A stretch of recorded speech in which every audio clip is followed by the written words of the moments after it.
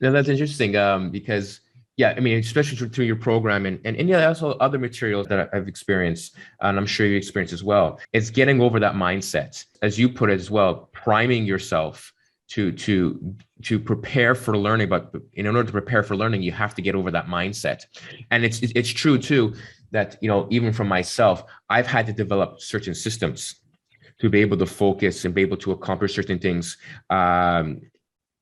In my business or in employment, because without those systems, then I become, where do I begin, where do I start, how do I end? So I can completely relate to that, and it's very interesting that a lot of the the founders that you work with, as the language you use, that they've developed these systems. And with that said, let's go into the priming aspect, because you talk a lot about the priming aspect as well, right? And I've touched upon that a bit. Can you expand more in regards to the level of priming that needs to be done?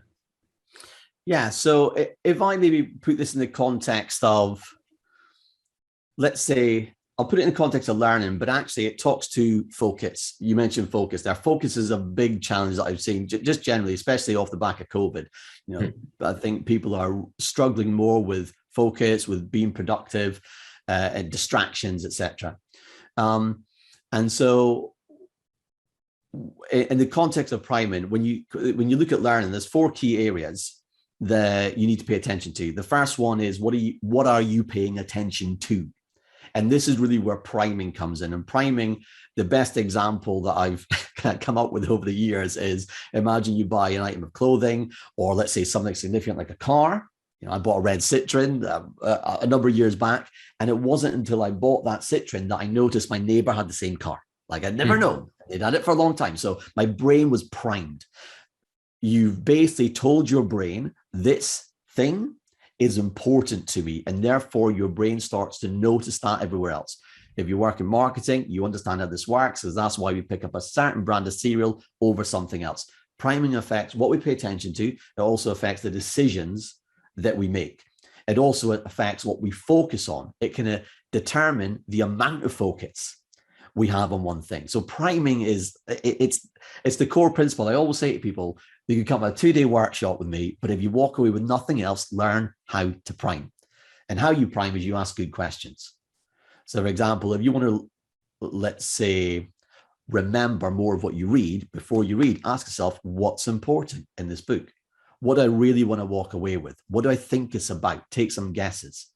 Your brain is now primed, your levels of interest have been raised, and you're more curious. We all know when you're curious and interested, you just learn more, but you also pay attention. So it's going to help your focus. And so, priming to me is the basis. You've got beliefs first, and then you've got priming. Once you primed yourself, if you think of a learning model, there's really only four areas there. Prime, so you can be more conscious of what you pay attention to.